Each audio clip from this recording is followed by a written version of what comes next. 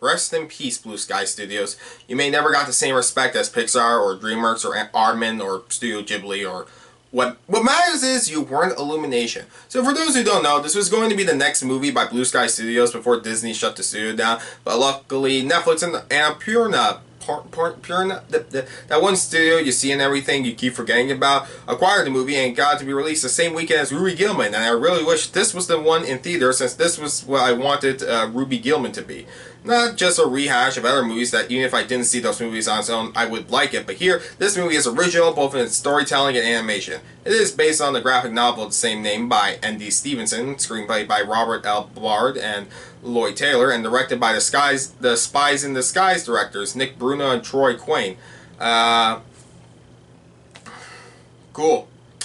Anyways, Nimona is the kind of movie I wish we as people got more often. Which, I mean, something like Across the Spider-Verse might be more groundbreaking and better, but this movie shares with that movie ambition and passion that any movie in general I would love to see, considering what it has to say. With that said, what is the movie about?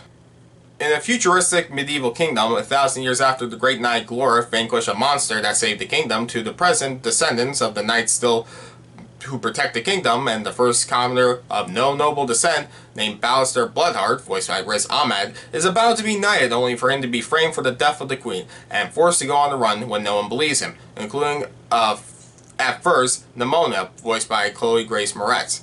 Nimona is a shapeshifter who wants to be the sidekick to the kingdom's public enemy #1, only for him to just want to prove his innocence, and Nimona decides to help him, even if she would prefer it to be the way, he doesn't want it, which is violent. But, Ballister would prefer the journey to be just to prove himself and not get into more trouble. Of course, she's not going to let that happen.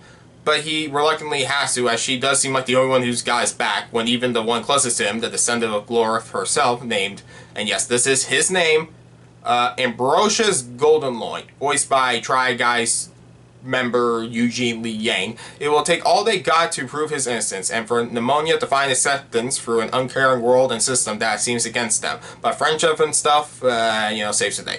Anyways, this movie is great.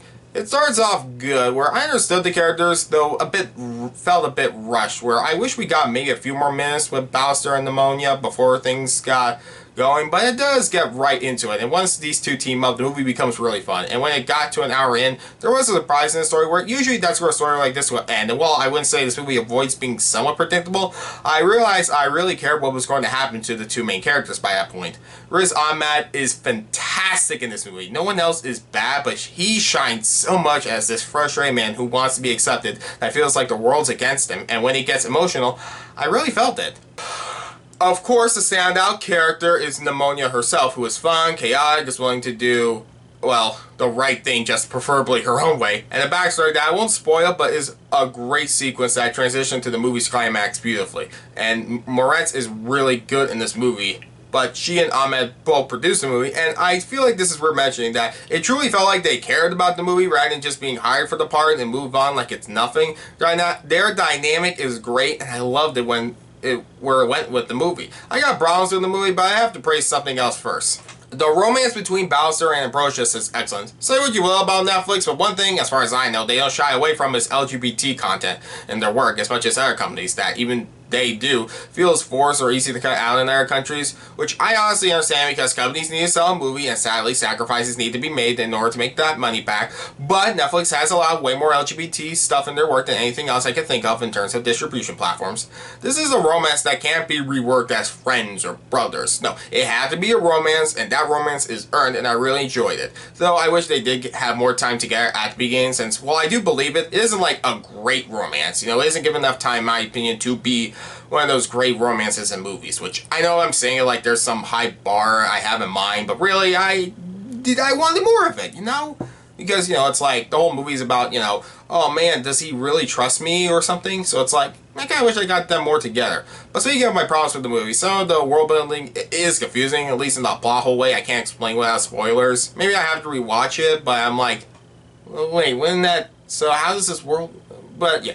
Also, I like Beck Bennett from SNL, but his lines were really bad, and it's not his fault, but his character was so one-dimensional and funny, it made it really bad, and it just sounded like he was doing an impression of his character the whole time, rather than just be that character.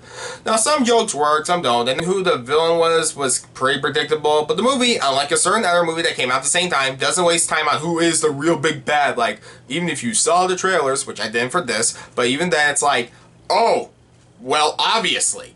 So, I have to appreciate it just for that in comparison. I mean, I shouldn't, because on its own, but you know what I mean. The point is, this movie is a Ruby Gillman. Anyways, my overall thoughts on the movie, that this is a great movie, and I can tell others might say it's good, but nothing great, and I would understand that. It's not that this is the first movie that tackles storylines or themes like this, but it feels fresh thanks to the dynamic between the main characters, the lovely animation that goes without saying, though I guess if Blue Sky was still around, it's arguable if this is the better or worse looking than the other movies. I'm not really sure. It's different, and of course the significance of it all is what sells this movie. What this movie has to say is that feeling like there is this message that needs to be said, that if said already, it knows why it's still important to remind people of it, and feels like such a good new way to tell it to people of younger or older age. I really don't know if there is much else to say. I think it's a great movie, even if it's not really good or, you know, to everyone. Like, it's gonna be, it was okay. I still get it, and I think there's still something to appreciate about this movie, even if you're not in love with it. I enjoyed the movie beginning to end despite its flaws. I personally hold it back for being one of the best films of the year, but as is, this movie matters.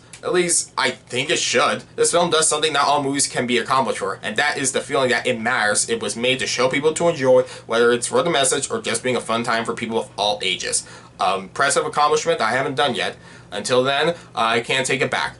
But still, I highly recommend it, and hope other people watch Nimona. I give Nimona an 8 out of 10.